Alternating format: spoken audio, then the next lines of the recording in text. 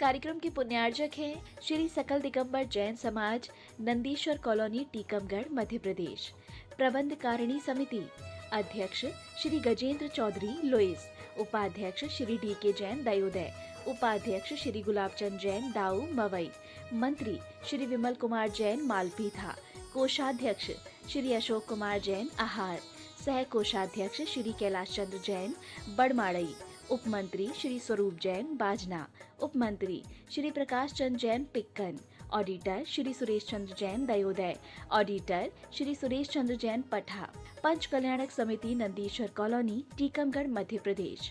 कार्यकारी अध्यक्ष श्री जिनेन्द्र जैन ककड़ारी, महोत्सव निर्देशक श्री विमल जैन इलेक्ट्रिकल्स, मुख्य संयोजक श्री शिशुपाल नायक बाबा नायक, कार्यकारी मुख्य संयोजक श्री राजीव जैन वर्धमान।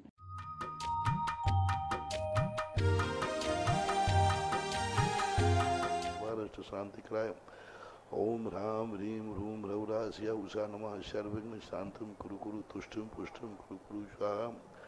अभिषेक कारकस्य कामं छिंद विद्विंद रतिकामं बलिकामं क्रोधं पापं वैरं च अग्निवायुभयं सर्वशत्रुविघ्नं सर्वोपसर्गं सर्वविघ्नं सर्वराज्यभयं सर्वचौरदुष्टभयं सर्व सिंहादिभयं सर्वग्रहभयं सर्वदोषं व्याधि डामरं च सर्वपरमंत्रं सर्वाघातं परघातं च सर्वशूरुगं कुक्षुरुगं उक्षुरुगं सुरुगं ज्वरोगं च सर्वनर्मारिं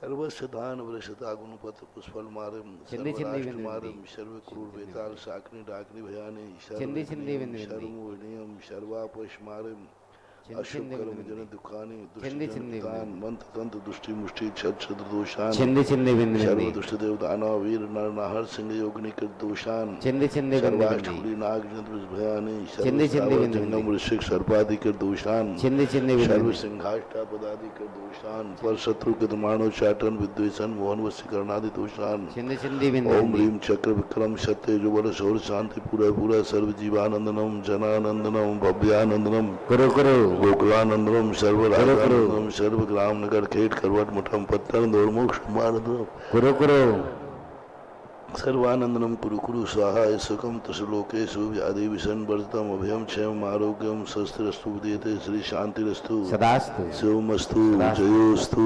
नित्यमारोग्यमस्तु तुष्टिरस्तु पुष्टिरस्तु समृद्धिरस्तु कल्याणमस्तु सुखमस्तु अभिवृद्धिरस्तु दीर्घायुरस्तु कुलगोत्र नानी सदा सन्तु सद्धर्म श्री बलायुर आरोग्य ऐश्वर्याभिवृद्धिरस्तु। ओम ह्रीं श्रीं क्लीं ऐं रमस्या उषानाथ विद्यायै नमोरहन्ताणं ह्रौं सर्वशान्तिं कुरु कुरु। ओम ह्रीं श्रीं क्लीं ऐं रमस्या उषानाथ विद्यायै नमोरहन्ताणं ह्रौं सर्वशान्तिं कुरु कुरु स्वाहा। आयुर्वल्ली विलासम सकल सुखपरैतरागत्वा सुनर्पम धीरम वीरम शरीरम द्रौपम पुनयत्वा धनुत्तुष्कृतिम सिद्धिं वृद्धिं समृद्धिं प्रथित तरण स्फुरतुक्षय प्रतापं कांतिं शांतिं समाधिं विद्युत जगतम शांतिधारा संपूजिकानां प्रतिपालकानां यतीन्द्र सामान्य तपोधनानां धृतराष्ट्रस्य पुरस्य राज्ञ करोतु शांतिं भगवज्जिनेन्द्रः करोतु शांतिं भगवज्जिनेन्द्रः। अपराह्न प्रदक्षिणा स्वाध्याय वेलायां श्री काव्यश्रगम करो।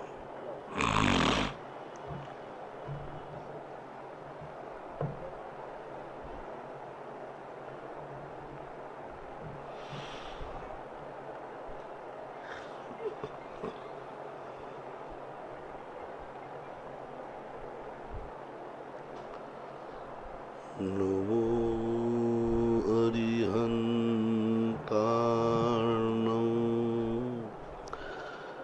नमो सिद्धार्णं नमो आयर्यार्णं नमो वज्रायार्णं नमो लोये शाहूर्णम। पंच परमिष्टि भगवान की जय। आचार्य श्री गुरुवर कुंद महाराज की जय। आचार्य श्री गुरुवर विद्यासागर महाराज की जय। परम पूजनीय निर्यापक श्रवण मुनि श्री सुधा सागर जी महाराज की जय हो। छल्लक रत्न श्री 105 गंभीर सागर जी महाराज की जय। नीरज जैन ओडिशा से पूछते हैं, नमोस्तु महाराज जी, अष्टायनिका के व्रतों के करने के बाद और 10 लाक्षण पर्व के व्रतों को करने के बाद उद्यापन कैसे किया? अष्टायनिका पर्व का और 10 लाक्षण पर्व के व्रत का उद्यापन कब किया, कैसे किया जाता है? व्रत विधान संग्रह में जहाँ व्रत कथा आई है वहीं पर उसका उद्यापन भी लिखा है। उद्यापन का अर्थ होता है उसकी प्रभावना करना। पूरी विधि व्रत कथा के नीचे लिखी रहती है। राकेश जैन वकील जबलपुर से पूछते हैं, नमोस्तु महाराज जी, पाठशाला में धार्मिक शिक्षा को आधुनिक शिक्षा के रूप में जबलपुर में किस तरह की पाठशाला भवन बने जिससे बच्चों का मन पाठशाला पढ़ने में लगे? आप अपनी समाज के बैठ कर निर्णय कीजिए।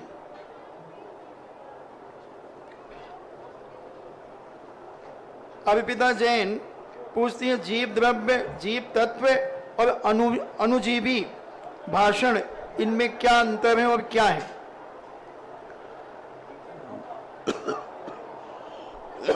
प्रश्न वजनदारी से पूछो। कभी दीप पूछ रहे हो, कभी पूछ रहे हो अनुवीची भाषण पूछ रहे हैं। प्रश्न बनाना सीखो, बाद में उत्तर दूंगा।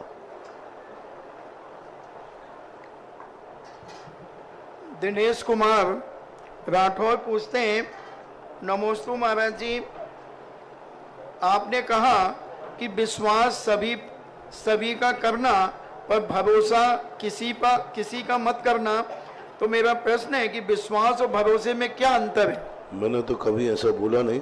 कब बोला है, किस प्रसंग में बोला है, वो प्रकार कृपया करके बताएं। क्योंकि विश्वास और भरोसे के संबंध में हमने कोई ऐसा अलग से कोई उपदेश दिया नहीं है। कहाँ से आपने मनगढ़ंत बात कह दी? आप कृपया बताएं किस प्रसंग में कब कहा है। निर्मल जैन मिर्ची अशोकनगर से पूछते हैं, गुरुवर, पंच कल्याणक एवं बड़े विधानों में हवन में जो मंत्र का उच्चारण किया जाता है वह मंत्र शादी के समय भी 7 फेरों के समय भी किया जाता है और यह रात्रि में आदि किया जाता है, तो यह करना उचित है या नहीं? सबके अभिप्राय अलग अलग होते हैं। धार्मिक क्रियाओं में भी आपके लौकिक परिवार के शुभ की कामना की गई है हवन के अंदर। तो कुछ मंत्र ऐसे होते हैं जो पारमार्थिक और सांसारिक दोनों होते हैं। सज जाति आदि के बिना धर्म भी सदने वाला नहीं है, तो गृहस्थी भी सदने वाला नहीं है। वे सूत्र मल्टीपर्पस हैं। अशोक जैन गुड्डू चांदमारी ललितपुर से पूछते हैं, नमोस्तु महाराज जी, आजकल कुछ लोग कहने लगे हैं दही में भी जीव होते हैं, तो क्या ऐसा है? दही में भी जीव होते हैं? नहीं, वो बोल रहा, गलत बोल रहा है। जो अष्टप्रहरी गरम करके दही जमाया जाता है, 24 घंटे के अंदर उसमें किसी भी प्रकार का कोई जीव नहीं होता। अन्यथा जैनाचार्य साधकों को 6 रसों में दही का स्थान नहीं मिलना चाहिए था, क्योंकि जैनाचार्यों की वाणी सर्वज्ञ वाणी है, अथवा अहिंसा पर सबसे ज़्यादा जोर दिया जाता है। एक दही जैसी चीज को सजीव खाने की अनुमति जैन दर्शन नहीं दे सकता है। विज्ञान जो खोज रहा है वो बाजार के दही को खोज रहा है। जो हमारे यहाँ जमाने की प्रक्रिया है उस दही में कोई जीव नहीं पाए जाते। दही अचित है, जीव रहित है। महेंद्र जैन पत्रकार, गुरुवर नमोस्तु, किसी ने कहा है कि चिंता अपार हो तो जीवन बिखर जाता है, यदि चिंता पर चिंतन हो तो जीवन संवर जाता है। महाराज जी, चिंतन उस समय किसका और कैसा करना चाहिए?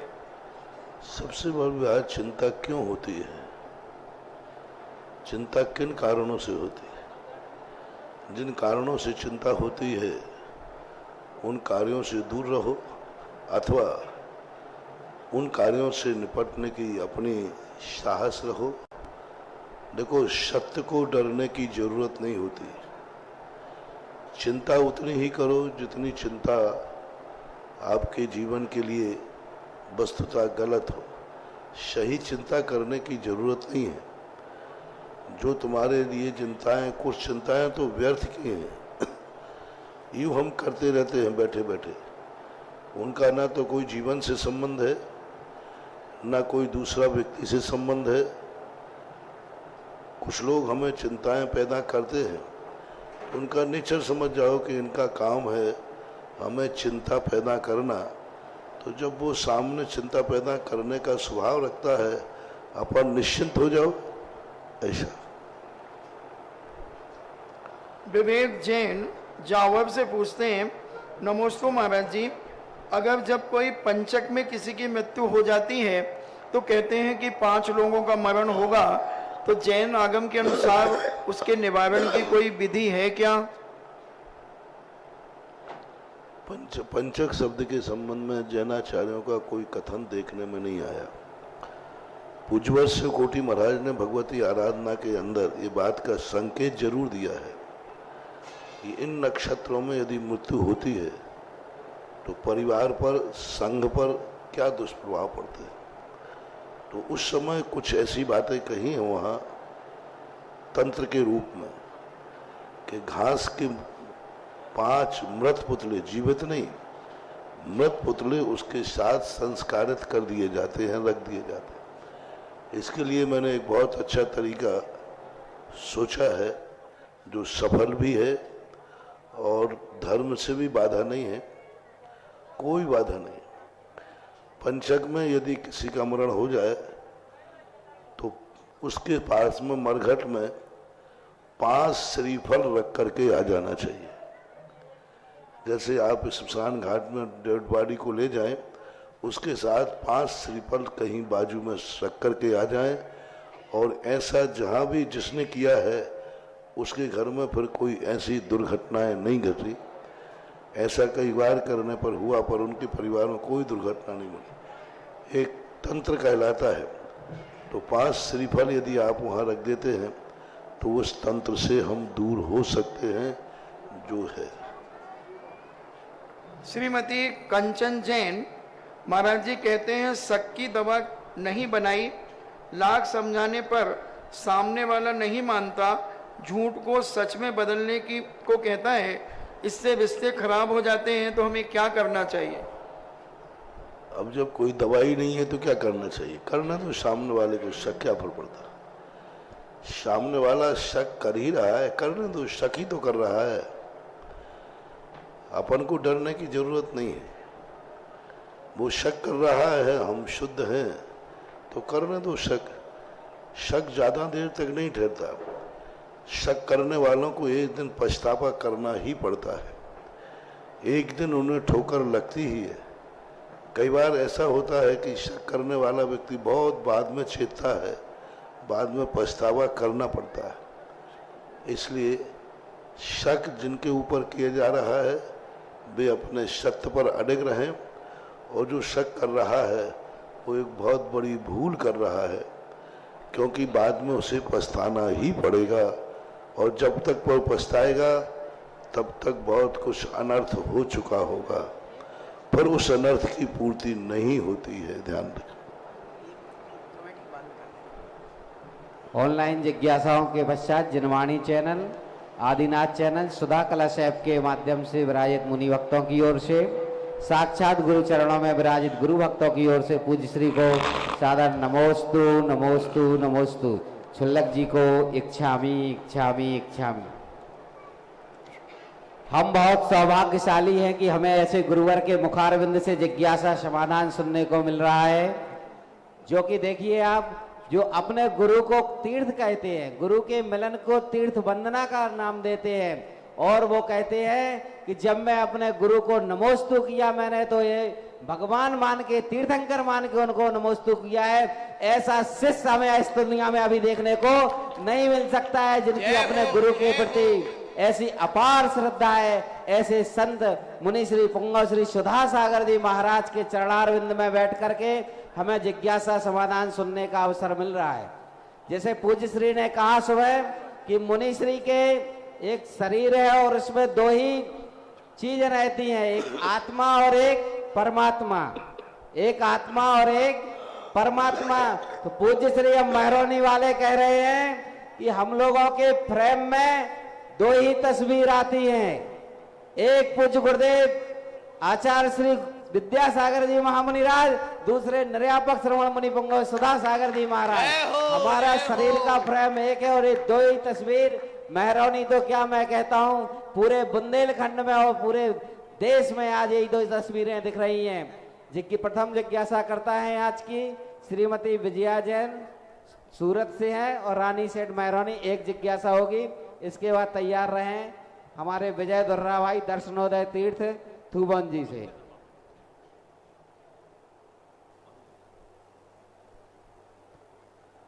विजय जी आप करिए जब तक।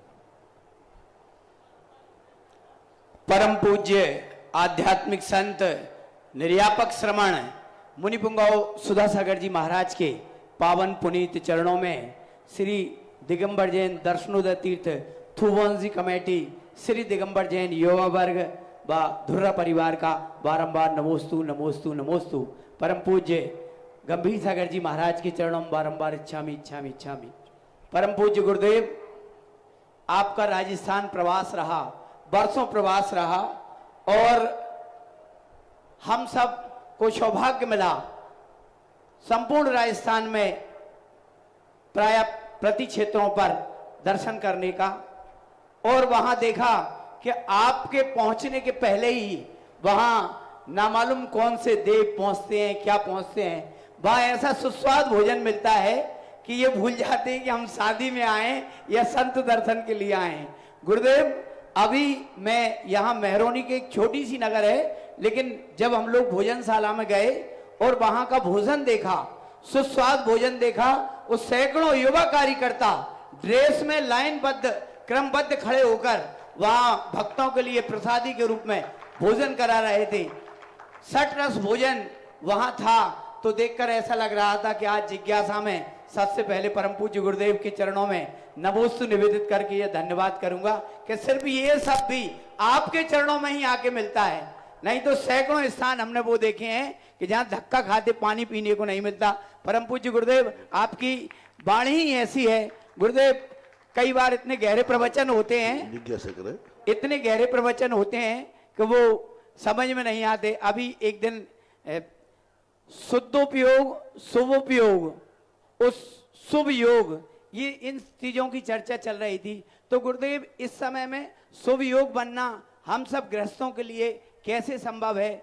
क्योंकि शुद्धोपयोग की हमारी तो कभी कोई भूमिका बनी नहीं, न बनेगी, अब वो तो सिर्फ आपके विषय हैं। लेकिन हम शुभोपयोग की, शुभ योग की भूमिका को कैसे प्राप्त करें? परम पूज्य गुरुदेव के चरणों में बारह मन। जिसको जो चीज अच्छी लगती है वो उसी की प्रशंसा करता है। तुम्हें वो सतरज भोजन दिख रहे हैं, हमें 24 समूषण की सतरज भक्ति दिख रही है। जय हो जय हो जय हो। और स्थिति यह है, शुभोपयोग का अर्थ है मन वचन काय से शुभ क्रियाएं करना शुभ योग है, और मोक्ष मार्ग के लिए करना यह शुभोपयोग है। जब व्यक्ति की दृष्टि सम्यक दृष्टि हो जाती है, मोक्ष मार्गी हो जाता है, तो उसकी हर क्रिया में शुभ उपयोग होता है। और शुभ योग में जरूरी नहीं कि वो मोक्ष मार्गी हो, शुभ क्रिया कर रहा है तो शुभ योग है। पुण्य कर्म का, पाप कर्मों का आश्रय योग से होता है।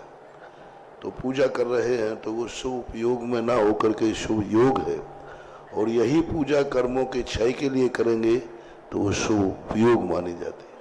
नमोस्तु गुरुदेव, नमोस्तु नमोस्तु। धुर्रा जी, जब तक पूज्य गुरुदेव का आशीर्वाद नहीं मिला था तब तक छोटा नगर था, लेकिन आजकल मेहरौनी वाले अपने आप को महानगर से कम नहीं मानते।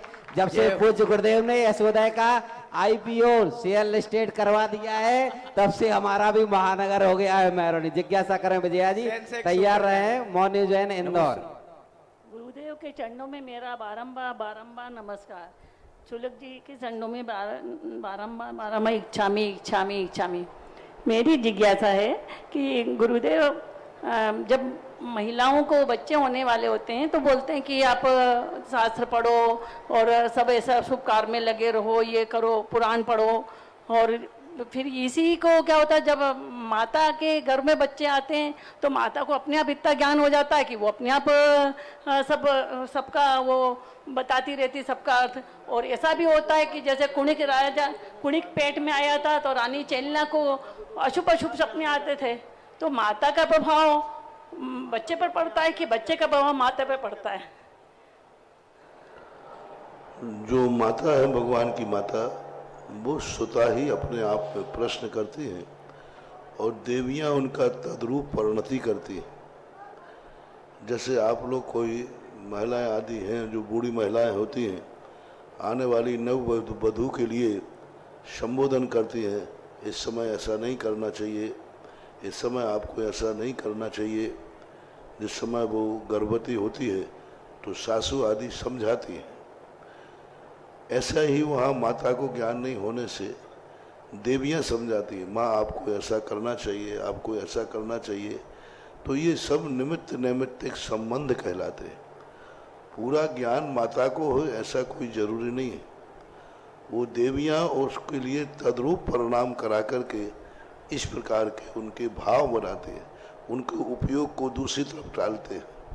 ऐसा जिज्ञासा करें मोनू जैन इंदौर, इसके बाद तैयार रहें सुबी जैन बजाज। हे गुरुदेव, आपके चरणों में नायक परिवार अनंतपुरा की तरफ से कोटि कोटि बंधन बारंबार नमोस्तु प्रभु, नमोस्तु नमोस्तु नमोस्तु। महाराज श्री, मैं आपसे ये जिज्ञासा जानना चाहता हूँ कि 2 साल पहले जो मूर्तियाँ प्रतिष्ठित हो चुकी हैं और जिन मंदिरों में प्रभु वो जमीन में पत्थर के ऊपर खड़ी हुई हैं और वेदी के पीछे दरवाजा है, तो वो शुभ है कि अशुभ है और इससे मूर्ति देने वाले को और समाज पे क्या दुष्प्रभाव पड़ता है प्रभु? देखो, इन सब परिस्थितियों के लिए हमें कोई मालूम नहीं है वहाँ क्या परिस्थितियाँ हैं। प्रतिष्ठा कराने के बाद उनको नीचे क्यों रखा गया, क्यों किया गया, अच्छी बात नहीं है। बस इतना ही कहूँगा, बाकी पूरी जानकारी के बाद निर्देश दे सकता हूँ। महाराज श्री, वहाँ पे बेदियाँ का जो निर्माण होना था वो धीरे धीरे चल रहा है और पंचकल्याण करवा के प्रतिमाएं पहले मंदिर में स्थापना कर दी गई, उसके लिए पूछ रहा था महाराज श्री। बेटा, तुम वहाँ के अध्यक्ष हो? नहीं। कमेटी में हो? तो वे काय को परेशान हो रहा है? जिज्ञासा करें। हम बोलेंगे कमेटी मानेगी नहीं। वो प्रश्न करें जो तुम कर सकते हो। प्रश्न पूछ भी लोगे तो कमेटी को जो करना है वो करेंगे, तो इसलिए ऐसे। जिज्ञासा करें सुबी जैन, इसके बाद तैयार रहें संतोष जैन इंदौर। मेरा, मेरे परिवार एवं समस्त प्रतिभास्थली ज्ञानोदय विद्यापीठ परिवार की ओर से मुनीषी के पावन चरणों में मेरा मन वचन काय से त्रिकाल त्रियोग त्रिभक्ति पूर्वक बारंबार नमोस्तु नमोस्तु नमोस्तु और छुल्लक्षी के चरणों में 3 बार इच्छामी इच्छामी इच्छामी।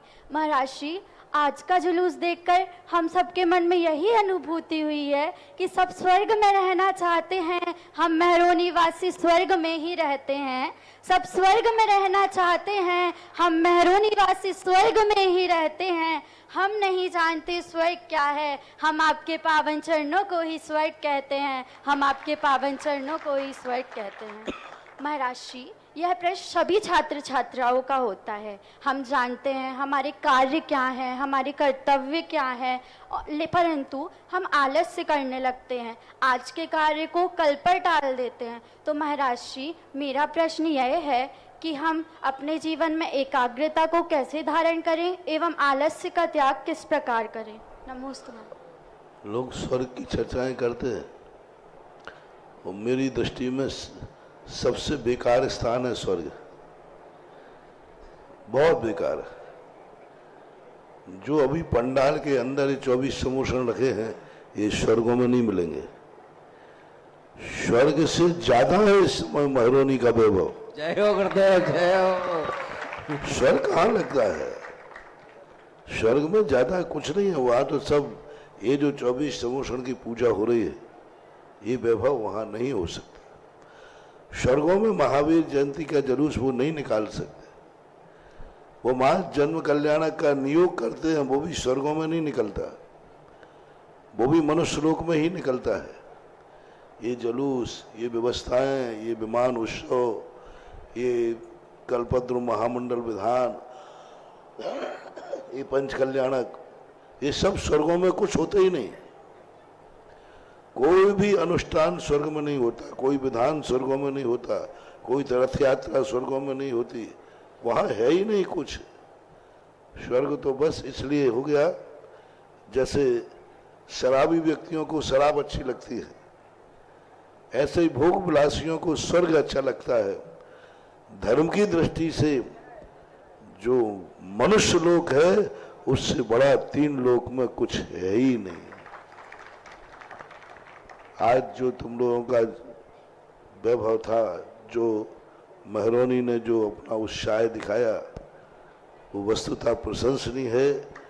और वस्तुतः 3 जुलूस थे तो जुलूस का दुगना प्रभाव था। जय हो गुरुदेव जय। तीनों जुलूस अलग अलग रूप से दिख रहे थे। जो महावीर जयंती की दृष्टि से देख रहे थे तो वो भी दिख रहा था, जन्म कल्याणक की दृष्टि से देख रहे थे वो भी दिख रहा था, और चक्रवर्ती की विजय भी, बीच बीच में तलवारें भी चल रही थी। हाँ, व्यायामशाला वाले तलवार, फरसा, बल्ली, तो ये जब चलते हैं तो लग रहा था ये चक्रवर्ती की विजय यात्रा चल रही है। और जब हाथियों की तरफ देखते थे तो लगता था जन्म कल्याणक चल रहा है। और जब महिलाएं नाच रही थी पुतले को लेकर के, तो लग रहा था कि जन्म जयंती मनाई जा रही। तो तीनों लोगों, तीनों कार्यों के अलग अलग दृष्टिकोण थे। बहुत अच्छा, बहुत बढ़िया रहा। आशीर्वाद। कर्तव्य के लिए जब होती है बात, तो हमें अपने जीवन को हानि लाभ पर विचार करना चाहिए।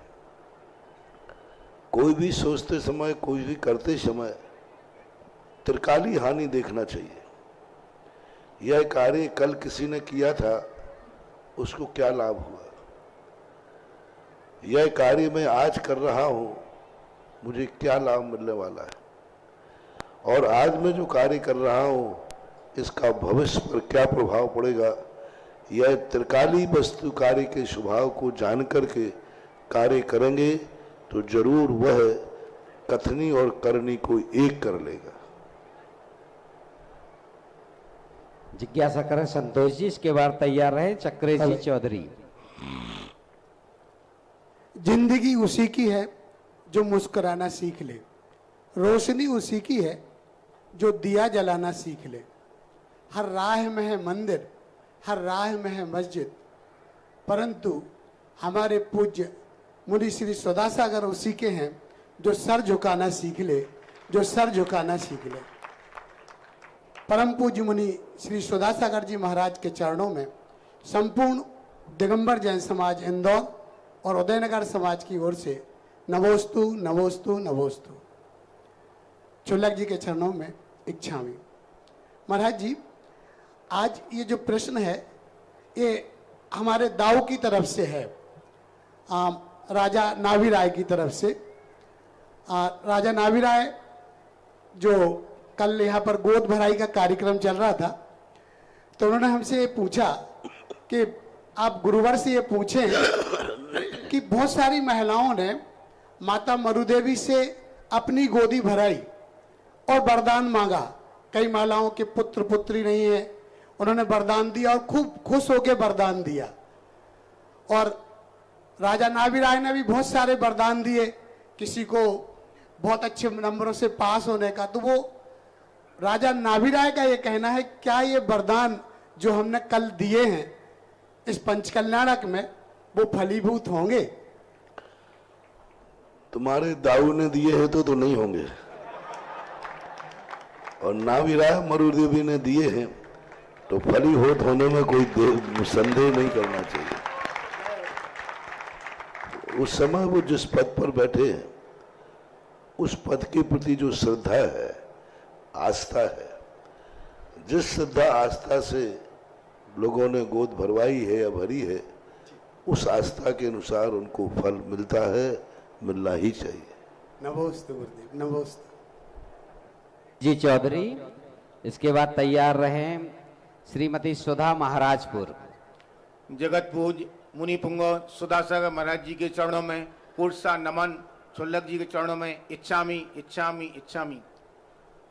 गुरुदेव, आज का दिन हमारे महरोनी दिगंबर जैन समाज के इतिहास में स्वर्ण अक्षरों से लिखा जाएगा, कारण आपकी सानिध्यता। हे भगवान, कल नंद्यावत की स्थापना आपके सानिध्य में हुई और आपके श्रीमुख से ये निकला कि हर व्यक्ति, हर समाज का, हर घर से कोई ना कोई एक ना एक कलश अवश्य उसमें रखे, ताकि उसको एक पुण्य का संचय जीवन पर्यंत तक होता रहे। हे भगवान, कमेटी का ऐसा सोच है कि लगभग 8 तारीख तक उस स्कीम को हम लोग बनाए रखे हैं और उसका 8 तारीख को उसको समाप्त करेंगे, ताकि हम सभी महरौनी वासी और दूर दूर से देश विदेश के सभी लोग आकर उसमें भाग ले सकें। दूसरी भगवान हमारी ये है कि अब इस शिलान्यास के बाद जो यहाँ पर 24वीं का कार्यक्रम शिलान्यास संपन्न होना है, उसके लिए 24वीं किस प्रकार की है और कैसे हम लोग उसको लाभ ले सकते हैं, ये हम लोगों को बताने की कृपा करें। नमोस्तु भगवान। 24वीं की जो बात होती है वह बात हमारे ऊपर आधारित नहीं है, जो बनाने वाले हैं उनके ऊपर आधारित है। जितना मीठा डालोगे वस्तु उतनी मीठी होगी। जितना ज़्यादा आप लोग अपना दान बढ़ाएंगे 24वीं उतनी अच्छी बनेगी। जितना आप कम करेंगे उतनी कमजोर बनेगी। जितना अच्छा आप बनाना चाहें, आपके मन में ऐसा भाव आना चाहिए कि भगवान का मंदिर ऐसा बने जिसमें कोई कमी नहीं रहे, और ये भाव बन के बनाए। जैसे मकान बनाते हैं तो कहते हैं अच्छे से अच्छा बनाओ, थोड़ा ज़्यादा पैसा लगे तो लगने दो, काय के लिए कमाया है। ऐसा ही मंदिर बनाने वाले लोग कहें कि महाराज मंदिर अच्छा से अच्छा बनाना चाहिए, थोड़ा पैसा ज़्यादा लगेगा तो लगने दो, काय के लिए कमा रहा हो। जय हो भगवान, जय हो। काय के लिए कमा रहा हो, ऐसा भाव आ जाए तो 24वीं तो ऐसी बनेगी कि ललितपुर की 24वीं सेकंड हो जाए और महरौनी की फर्स्ट हो जाए। जय हो भगवान, जय हो। बोले मुनि पुंगव सुधासागर महाराज जी की जय। लेकिन जय तभी बोलना जब 24 लोग कह देवे। ये कह देवे कि नहीं 24वीं बढ़िया बनाओ, काय के लिए कमा रहा हूं, और कमाएंगे, लेकिन चीज अच्छी बनना चाहिए। तो जो बनाने वाला होता है वो अपने भाव कर सकता है। 24वीं का तो रूप बहुत प्रारूप अलग बन रहा है, डिजाइन भी अलग ढंग की है, और सबसे बड़ा नया काम जो अभी तक आज की तारीख में भारत में तो नहीं है, प्रस्तावित है, जो महरौनी में हुआ सुदर्शन मेरू। जय हो भगवान, जय हो। जो सुदर्शन मेरू जो बन के आएगा, परमेश्वर की कल्पना है, वो मेरू एक अपने आप में अलौकिक होगा और लोगों को लगेगा कि वस्तुतः कैसा मेरू शास्त्रों में होता है वैसा मेरू बनेगा। 111 फुट ऊपर जाकर के जब पांडुकशिला के मंदिर के दर्शन करेगा, वहां पूजा करेगा। इतना बड़े मंदिर होंगे, 111 फुट ऊपर जाकर के 4 मंदिर होंगे, 111 फुट ऊपर जाकर, और वे चारों मंदिरों में लोग वहां जाके पूजा करेंगे अपने परिवार के साथ में। तो पूरे जैसे वन होते हैं, भद्रसाल वन, सोमनस वन, नंदन वन और पांडुक वन, और पांडुक वन के ऊपर जाकर के उस मेरू की रचना जो होती है, वो एक जो कल्पना आपके यहाँ आई है आगम के अनुसार, वो एक महरौनी के यशोदा तीर्थ क्षेत्र की एक असाधारण विशेषता होगी। जय हो भगवान, जय हो। नमोस्तु। जिज्ञासा करें श्रीमती सुधा जी, तैयार रहे सर्वज्ञ गोयल। पूज्य श्री, आपके द्वारा जब आशीर्वाद मिला है और बात की है, श्रद्धा भाव है कि यशोदा की 24वीं ऐसी बनेगी कि जो 24वीं कहेंगे कि 24वीं देखना है तो यशोदा महरौनी की 24वीं देखो, एक वानगी होगी पूज्य श्री। और जो आपने नंद उसमें बात की है सुमेरु पर्वत की, सुदर्शन मेरु ऐसा बनेगा पूज्य श्री, ऐसी परिकल्पना आपकी हुई है कि ये भूतों ने, भविष्य की तो नहीं कह सकते, गुरुदेव का काम है, अपने रिकॉर्ड स्वयं तोड़ते हैं, लेकिन अभी तक तो नहीं है ऐसी बनेगी। उस सुदर्शन मेरू में 20 भव्य जनालय बनने हैं, आगम के अनुरूप बनने हैं, और ऐसे वन बनेंगे उसमें कि सब लोग उसमें गमन करना चाहेंगे और उन जनालयों के दर्शन करना चाहेंगे। ऐसे महान उन जनालयों की रचना यहाँ पर होने वाली है। सुदर्शन मेरू में एक जनालय की निछावर राशि 51 कलश की है। ये अभूतपूर्व कार दर्शनों यहाँ पर हमारे यशोदय को होने जा रहा है। जो भी साधर्मी जन इसमें अपना जनालय लिखाना चाहते हैं, 51 कलश की राशि है। आपके स्क्रीन पर नंबर यशोदय के डिस्प्ले हो रहे हैं, आप करें जन चैनल वाले भाई, और आप संपर्क कर सकते हैं, जिज्ञासा करें। नमस्ते मुनिश्री महाराजपुर नगरी की तरफ से और हमारे परिवार की तरफ से महाराज जी ओंकार सागर संस्कार सागर नंदावती माता जी की तरफ से नमोस्तु महाराज जी। एक छावी महाराज जी हमारी शंका है, मारगणा और गुण स्थान में क्या अंतर है? मारगणा और गुण स्थान में क्या अंतर है? मानव और मनुष्य में मारगणा और गुण स्थान में अंतर क्या है? मारगणा वो कहलाती है जहाँ जीव जन्म लेता है संसार में कितनी, और जहाँ जीव रहता है। और गुणस्थान कहलाते हैं आत्मा के परिणाम, वो परिणामों पर आश्रित है और वो संसार की योनियों पर आश्रित है। इतना महाराज जिज्ञासा करें सर्वज्ञ गोयल। इसके बाद अगली जिज्ञासा होगी श्री सुधा सागर यशोदय व्यायामशाला मेहरौनी। एक जिज्ञासा होगी संयुक्त रूप। हेलो, तीर्थ उद्धारक मुनि पुंगव सुधा सागर जी महाराज के चरणों में मेरा बारंबार नमोस्तु नमोस्तु नमोस्तु। चुल्लक जी के चरणों में इच्छामी इच्छामी इच्छामी। महाराज श्री राष्ट्र कवि रामधारी सिंह दिनकर रामायण के एक अंश पर कविता लिखते हैं कि 3 दिवस तक पंथ मांगते रघुपति सिंधु किनारे, बैठे पढ़ते रहे छंद अनुनय के प्यारे प्यारे। उत्तर में जब एक नाद भी उठा नहीं सागर से, उठी अधीर धधक पौरुष की आग राम के सर से। महाराज श्री मेरी जिज्ञासा है कि ऐसे ही हमारे जीवन में जब विपत्तियां आती हैं, अशुभ कर्म आते हैं, हमारे साथ प्रकृति भी हमारे अनुकूल कार्य नहीं करती है, और उससे लड़ने के लिए हमें रास्ते में बहुत सारे व्यक्तियों की आवश्यकता होती है, पर वो हमारे अनुरूप काम नहीं करते। महाराज श्री एक तरीके से हमारी मदद नहीं करते। उनके प्रति हमारे भाव, जैसे प्रभु श्री राम के उनने समुद्र को प्रत्यंचा से सुखाने के लिए चढ़ा दिया था, ऐसे ही महाराज श्री हम लोगों के भाव भी बिगड़ जाते हैं। हमारा श्री हम अपने भावों को कैसे निर्मल करें और उन लोगों के प्रति हमारा क्या भाव होना चाहिए? महाराज श्री आमद कम और खर्चा भारी लक्षण है मिट जाने का, और कुवत कम और गुस्सा भारी लक्षण है पिट जाने का। गुस्सा रामचंद्र जी में सुखाने की ताकत थी, तभी धनुष खींचा था कि धमकी में खींचा था।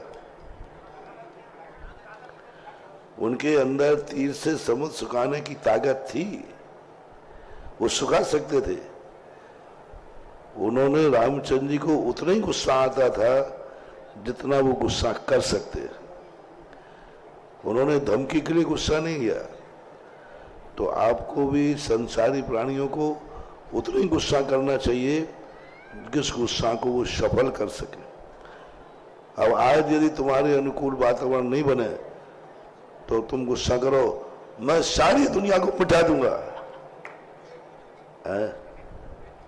क्या मिटाओगे? क्या मिटाओगे? कुछ नहीं मिटा सकते तुम। तो गुस्सा रामचंद्र जी की जो गुस्सा थी वो यथार्थ थी, सत्यार्थ थी, न्याय के प्रति थी, और दूसरी बात वो ऐसा कर सकते थे। महान पुरुष कोई भी मुंह से उच्चारण करते हैं वो उसको कर सकते हैं, वही बोलते हैं। जो नहीं कर सकते वह नहीं बोलते हैं। इसलिए गुस्सा उतना ही करो। क्या करोगे? सामने वाला सहयोग नहीं कर रहा है, नहीं कर रहा है, क्या करोगे? नहीं कर रहा, ऐसा मानना चाहिए। जिज्ञासा करें श्री सुधासागर यशोदय तीर्थ व्यायामशाला महरौनी।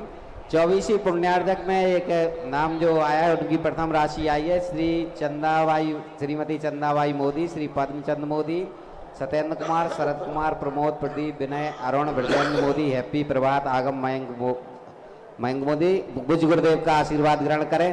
पूज्य श्री यहाँ पर यशोदय में जो भी योजनाएं हैं, 24वीं की योजना हो, संरक्षक की योजना हो, सुदर्शन मेरू में जनालय की योजना हो, ये राशि जो आए आपको, जैसे LIC वगैरह प्रीमियम में अपन जमा करते हैं, ऐसे आपको 5 वर्ष में जमा करनी है। एक एक किस्त आप देते जाएंगे तो 5 वर्ष में देना कोई अधिक नहीं है।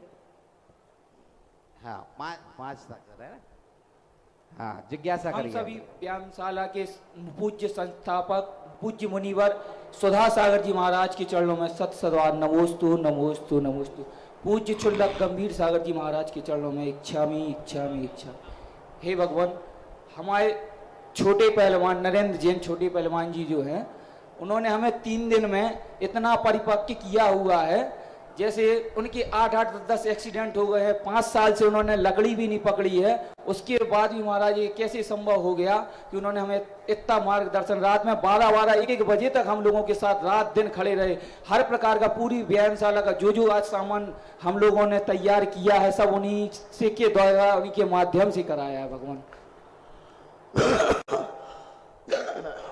छोटे पहलवान तुम्हारे उस्ताद हैं, और उस्ताद कभी कमजोर नहीं होता।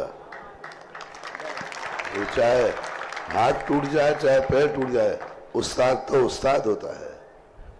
और आज तुम्हारे उस उस्ताद ने ही भरत चक्रवर्ती की विजय यात्रा को सही रूप दे दिया। चक्रवर्ती कैसे सशस्त्र जाता है, तो छोटे पहलवान बहुत अच्छा कार्य करते हैं।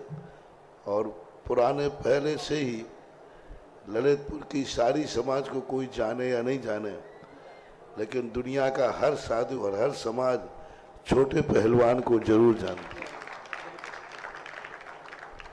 और उनके द्वारा जो आज व्यायामशाला है ललितपुर में, जितने भी व्यायामशाला के सदस्य हैं, वे सब उन्हीं की देन है, और वो इन्होंने ही सबको सिखाया है।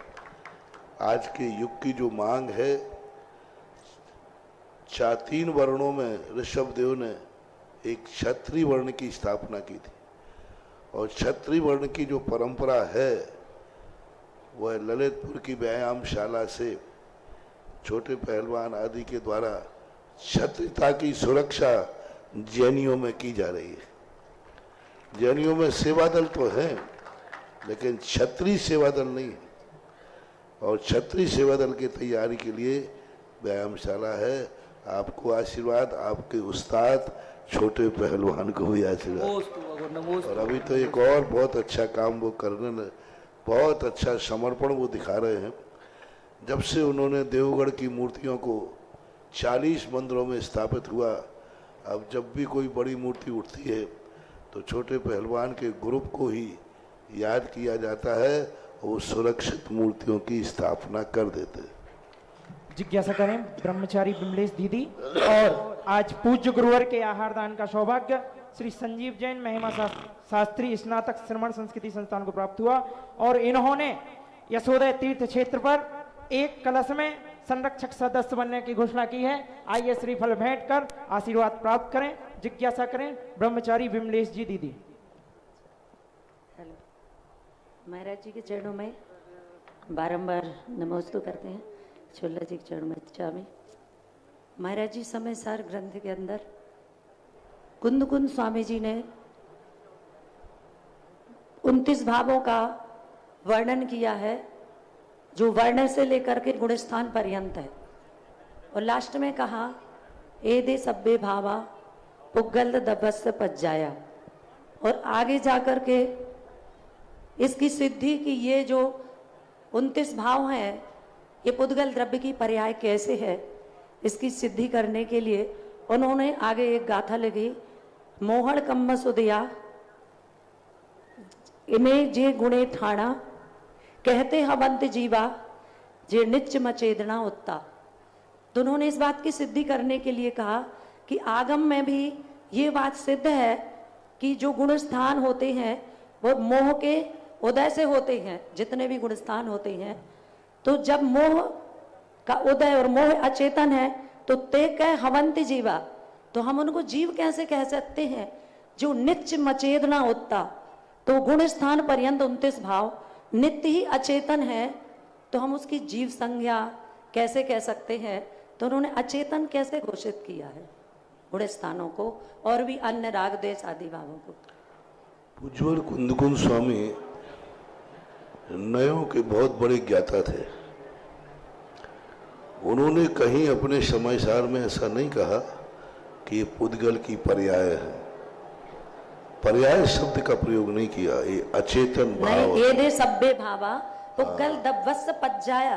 हाँ, पुग्गल दब्बस जो पज्जाया शब्द का प्रयोग किया वही बता रहा हूँ। उन्होंने जब भी भाव आए तो उन्होंने पुद्गल की पर्याय को नहीं कहा।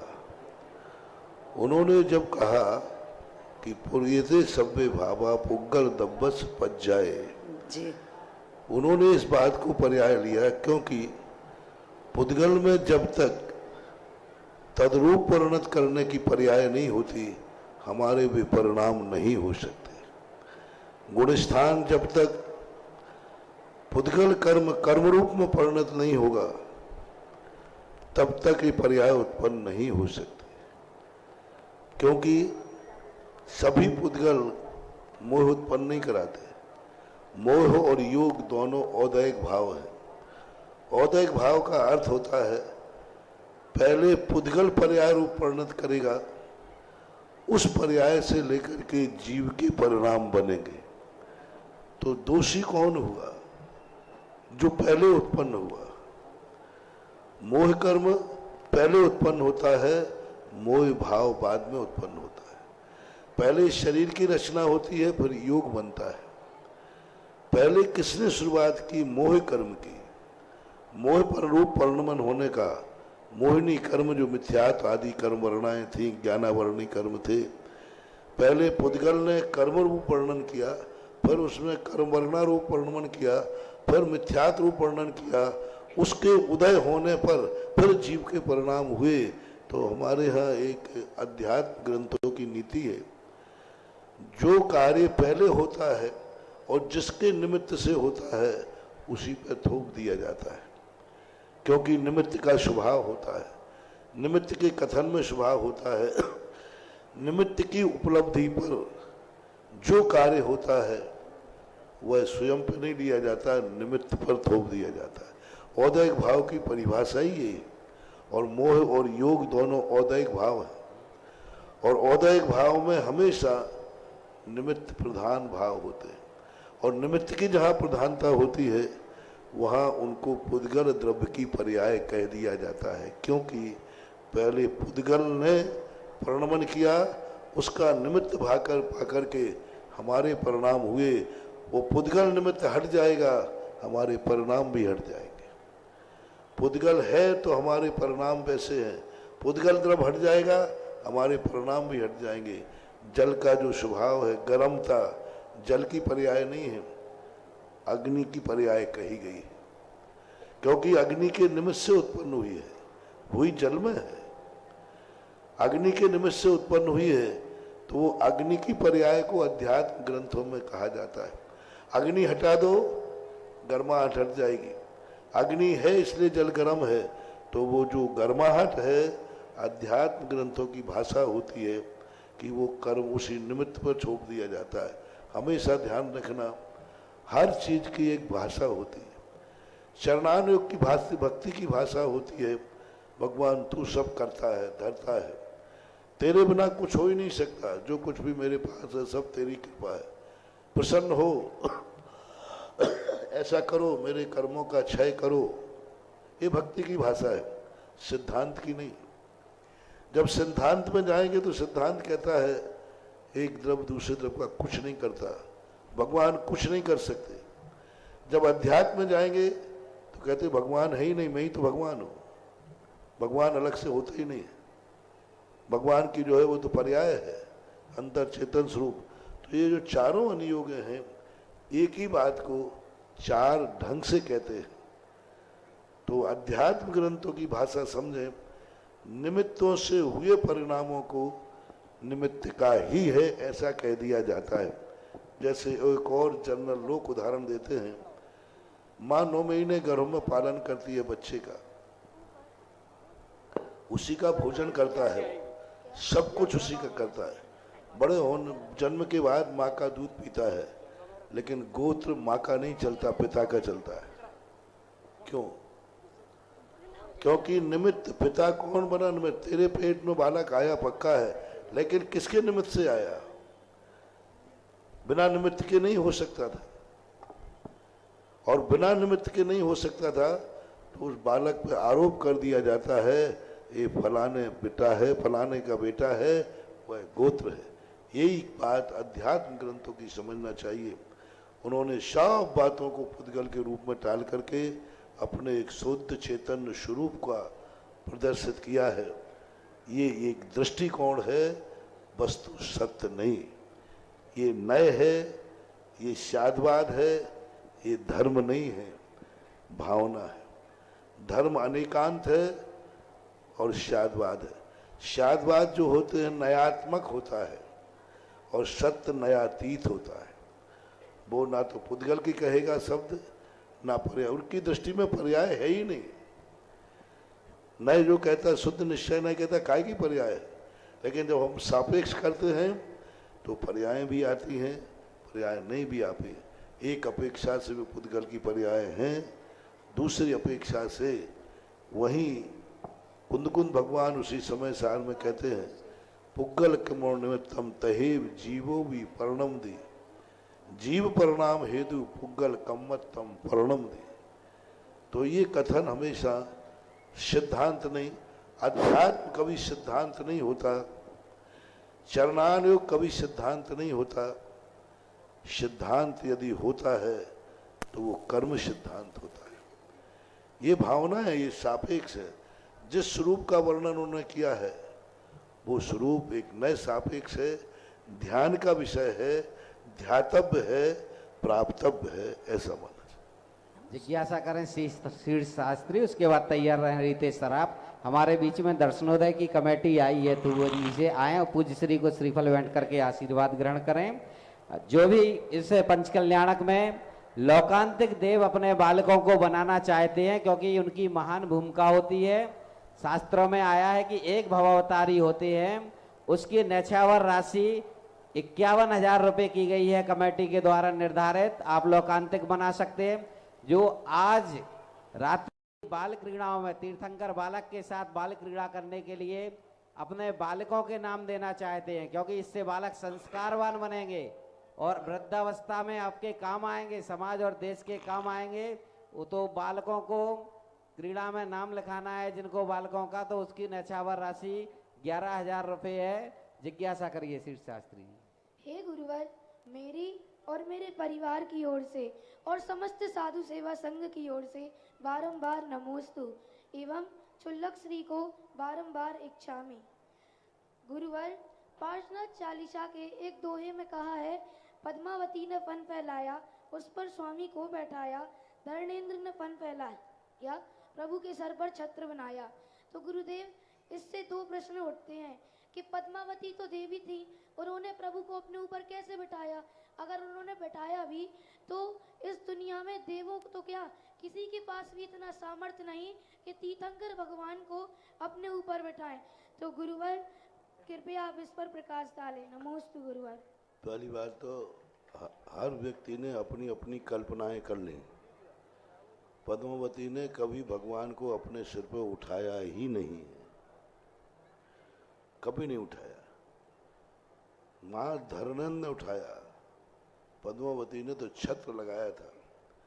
जूह नागो धरणो धरा धरम विराग संध्या स्तरितम बुधो यथा। जो धर्मेंद्र ने आकर के उन्होंने पृथ्वी से प्रकट होकर के भगवान को चारों तरफ से, क्योंकि पानी बरस रहा था इसलिए भगवान को उठाना भी जरूरी था, ऊपर से शिलाएं बरस रही थी तो फन फैलाना जरूरी था, और उस फन के ऊपर पद्मावती ने छत्र की स्थापना की। प्राचीन परंपरा यही है। प्राचीन जितनी मूर्तियाँ मिलती हैं दक्षिण भारत में, उत्तर भारत में, वो ऐसी ही मिलती हैं। बाकी पद्मावती पर बैठने वाली जो परंपरा है ये बहुत अर्वाचीन है, प्रमाणिक नहीं है, सत्य भी नहीं है। और रही बात भजन में, तो भजन में तो कुछ भी लिख दो, कुछ भी कर दो, लिख दिया जाता है, ये भजन प्रमाणिक नहीं है। महाराज जी पार्श्वनाथ चालीसा में लिखा है। हाँ तो वही तो कह रहा, पारसनाथ चालीसा तुम्ही लोगों ने तो बनाया, किसी ने बना दिया, वो सही नहीं है। नमस्ते। लोकांतिक देव में एक नाम आ गया है, धैर्यजन अहमदाबाद। जिज्ञासा करें आप लोग दर्शन। श्री दिगंबर जैन दर्शनोदय अतिशय तीर्थ क्षेत्र थोवन जी कमेटी की ओर से गुरुदेव के चरणों में त्रिवार नमोस्तु नमोस्तु नमोस्तु। छुलक जी के चरणों में इच्छामी इच्छामी इच्छामी। गुरुदेव दक्षिण में गोमटेश बाहुबली हैं, तो बुंदेलखंड में दर्शनोदय वाले बड़े बाबा अपना आदिनाथ भगवान, अपना सब दूर वैभव विशाल प्रतिमा 28 फुट उत्तंग प्रतिमा संपूर्ण विश्व में अपना अहिंसा का संदेश दे रही है। गुरुदेव आपके द्वारा सभी क्षेत्रों पर असीमकालीन भक्तांबर विधान शुरू हो गए हैं। दर्शनोदय कमेटी भी अभी लगभग हमारे 125 से 150 के नाम आ गए हैं। गुरुदेव इसका क्या रूपक होना चाहिए, इसे हम कैसे मूर्त रूप दें और इसका क्या महत्व है गुरुदेव? न कमेटी मेहनत कर रही है और न कमेटी आप लोगों के अशोकनगर भाव कर रहा है। दूसरे को देख करके ऐसा भाव होना चाहिए, कंपटीशन होना चाहिए धर्म में। देखो अभी चांदखेड़ी के अंदर अध्यक्ष हुक्म काका है कोटा के, वो एक दिन गोलाकोट चले गए, तो गोलाकोट की जो धर्मशाला थी उसकी बड़ी प्रशंसा हुई।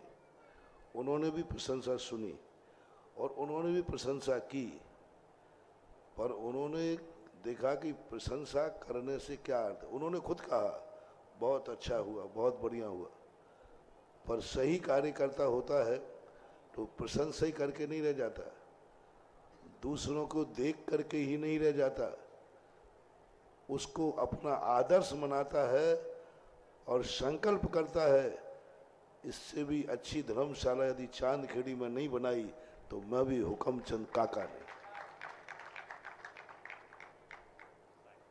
और उसी दिन से संकल्प करके मेरे पास आए, तो मैंने कही ज़्यादा हैकड़ी मत करो। उन्होंने कही हैकड़ी नहीं है ये, अब सत्यार्थ है। और उन्होंने संकल्प किया और आज चांदखेड़ी में वह रूप वो दे रहे। ऐसे ही आप लोग जब किसी की अच्छी चीज देखो तो मात देख के ही मत रह जाओ, प्रेस्टेज पॉइंट बनाओ। जब इस तीर्थ क्षेत्र पर भक्तांबर विधान चल सकता है तो हमारे दर्शनोदय थोवन जी में क्यों नहीं? जय हो जय हो। जब चांदखेड़ी में चल सकता है तो दर्शनोदय में क्यों नहीं, चंद्रोदय में। जब ज्ञानोदय में चल सकता है तो दर्शनोदय में क्यों नहीं।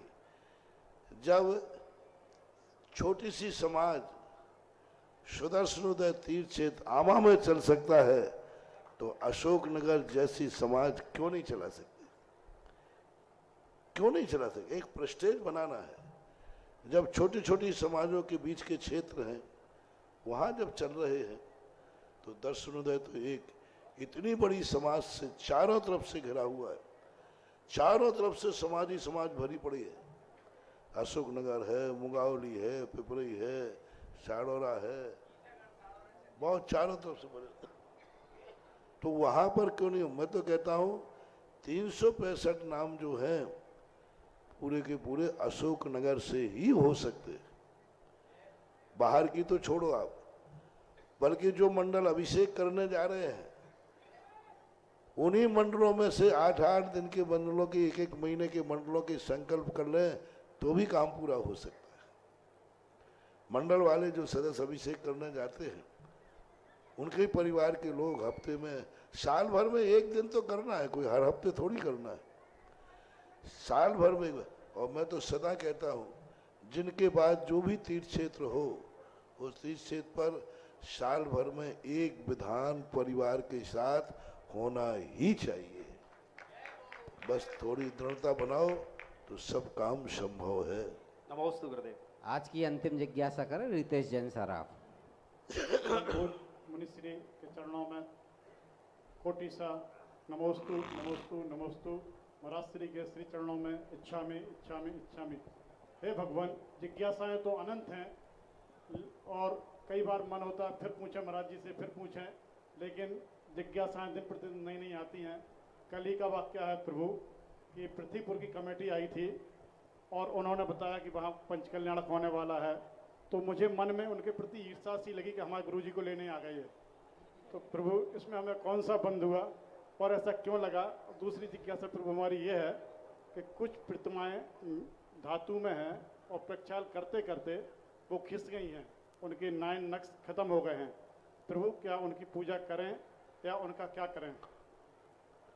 पहली बात तो अच्छे कार्य का, अच्छे साधु का, भगवान का जाने में तुम्हारे मन में जो भाव आया ये बुरा भाव नहीं है, अच्छा भाव है। बस हाथ पैर मत चला देना कि तुम ले जाके दिखाओ। मैं इतनी भाव कर सकते हो कि क्यों लेने के लिए आए हो, हमारे पास ज़्यादा सहयोग मिलना चाहिए। भावनात्मक तो ठीक है, रोक नहीं सकते, भावना कर सकते हो रोकने की। प्रतिमाएं हर वस्तु में उत्पाद व्यय होता है, नया पुराना होता है। प्रतिमाएं जब घिस जाती हैं तो वो प्रतिष्ठा के योग, पूजा के योग नहीं रहती। उनको योग प्रतिष्ठाचार्य अथवा योग साधु संतों के सानिध्य में उनका विसर्जन करके चाहो तो उनके स्थान पर दूसरी बड़ी अच्छी मूर्ति बैठा सकते हैं। उन घिसी हुई प्रतिमाओं को विसर्जन करने के बाद संग्रहालय में अथवा उसी मंदिर में एक किसी कांच की पेटी बनाकर आले में कहीं रख सकते हो। अप्रतिष्ठित मूर्ति आगम में मंदिरों में रखने का प्रावधान है नहीं, हमारे यहाँ तो विसर्जन का ही प्रावधान है। वर्तमान में पुरातत्व का एक रूप चलता है तो वहाँ भी दे सकते हैं सुरक्षित करने के लिए, लेकिन ऐसा होता है उसका विसर्जन ही एक उपाय है। थे श्री सकल दिगंबर जैन समाज, नंदीश्वर कॉलोनी, टीकमगढ़, मध्य प्रदेश। प्रबंध कारिणी समिति अध्यक्ष श्री गजेंद्र चौधरी, लोइस।